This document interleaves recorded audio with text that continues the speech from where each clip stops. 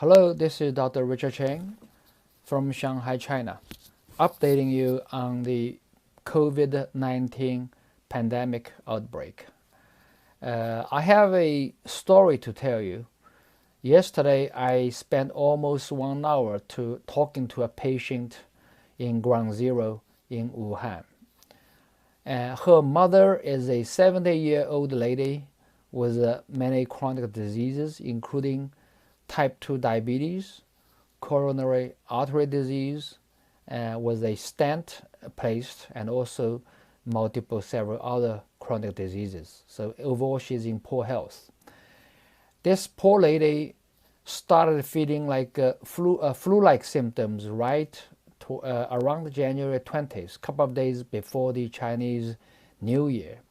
And she started coming down with a low-grade fever, around 38 degrees Celsius, which is very low, mild. And so the whole family started taking vitamin C tablets. The lady I talked to, New, she is interested in nutrition, and she's been reading up on nutrition, vitamin C, so she believes in vitamin C. And she bought some vitamin C tablets, and she also advised the whole family. It's a family of 6, not living together. Basically, she and her kid, I think a daughter, and her parents, and her brother and brother-in-law, 6 of them. And they don't live together, but they get together quite often on a regular basis. And so around January 20th-ish, her mother got sick. And so whole family started taking vitamin C. And around that time, the family members didn't wear a mask. So in theory, they were exposed to this coronavirus infection.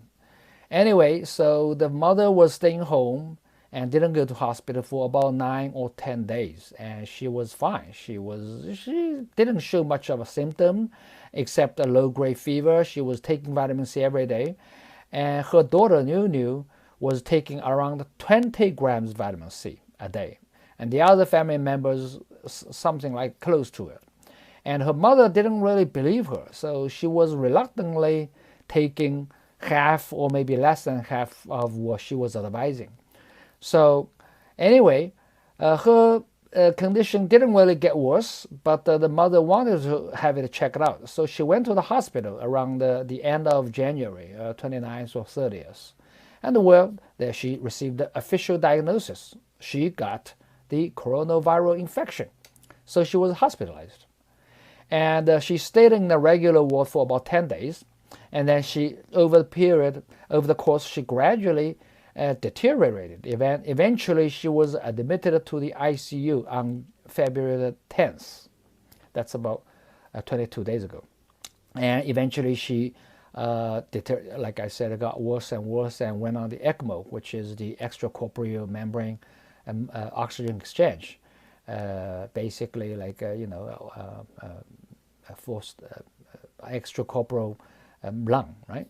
Iron lung. And New insisted on the attending physician to start IV vitamin C, because about this time, the first official IV vitamin C trial was announced. And so she took the news report to the attending physician of the hospital, and insisted, please try this on my mother. And the attending doctor agreed, but reluctantly, And she was receiving about 10 grams a day in that neighborhood. And so the patient actually was stable, and she was in the hospital for about 2 weeks, a little over 2 weeks, and was discharged from ICU to a regular ward. So she was improving, although not completely out of the woods yet. She's still in the hospital, but she is not in ICU. And during this period of time, particularly during the ICU period of time, she was on IVC. Remember, this is a senior lady of 71 years old with serious chronic diseases, including diabetes and heart disease. On top of that, she got a severe lung disease, and you would imagine this mortality is very high. In Wuhan, those people with this coronavirus infection, the average mortality rate, death rate is about 5% ish, and among those, I didn't see numbers, but among those older senior people, the mortality rate is way higher. But she survived so far. Good luck to her, and bless her. Hopefully, she can recover fully. The family is expecting her to be discharged home pretty soon when her DNA or the nucleic acid result turned negative. Also, to the story is that 5 members of the family, none of them got infected, including the 3 caretakers, basically Niu and her brother and the sister-in-law. 3 of them. They went to these 3 people went to the hospital, taking turn to take care of the sick person, the sick mother, and they were only wearing a regular mask, a layer of single layer of gloves, and didn't have the heavy protective clothing like the other healthcare providers, and they didn't get sick, none of them. And also, the father and the younger kid, less than 10 years old, they were exposed to the condition because when the mother was sick, and nobody was, taking any preventive measure, but none of them were sick, and they all have been on vitamin C, and Nuni has been on it for 20 grams a day, and she really believed in it, and I believe, although this is only a case report, it again adds in the context of the historical records, which is mountain high, and decades of clinical cases, clinical trials research, which shows we got enough evidence to show that vitamin C is able to kill. Vitamin C can kill virus in the body. Why? Primarily through vitamin C's ability to produce hydrogen peroxide. We all know hydrogen peroxide is a powerful germ killer. It kills bacteria, it kills virus. Okay, and so when the dose is high enough, it can kill virus. Or of course, for the coronavirus infection, on top of this virus killing ability, vitamin C early, like in this case, starting from the beginning, she was on vitamin C. Early and sufficient amount of vitamin C not only acts as a viral killing drug, it also is a powerful antioxidant.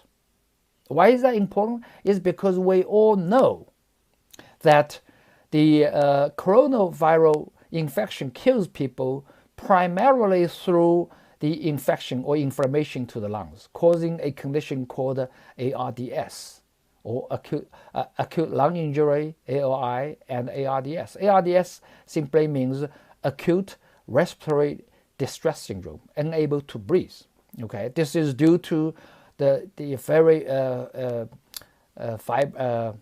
violent inflammation in the lungs, and due to increased inflammation. And vitamin C, and in addition to other antioxidants, self-defense, is able to neutralize these free radicals, these oxidants, and therefore prevent or repair, prevent further damage and repair the existing damage. And that's how vitamin C works, and on top of the other mechanisms, which we're not going to talk in detail. Therefore, from this story, I think there are 3 take-home messages. Number one is that this is a case report, but again, it goes in agreement with the existing evidence that vitamin C, early and sufficient dose of vitamin C, oral and intravenously, can help a patient to cope with severe viral infection. That's the first message. The second is that vitamin C in this case probably helped the family members, 5 of them, from getting the viral infection. None of them, the 5, got the infection. And the third is that a clinical trial is a strong and powerful message, which makes other doctors feel emboldened. They feel more brave to try this thing because other people are doing the same.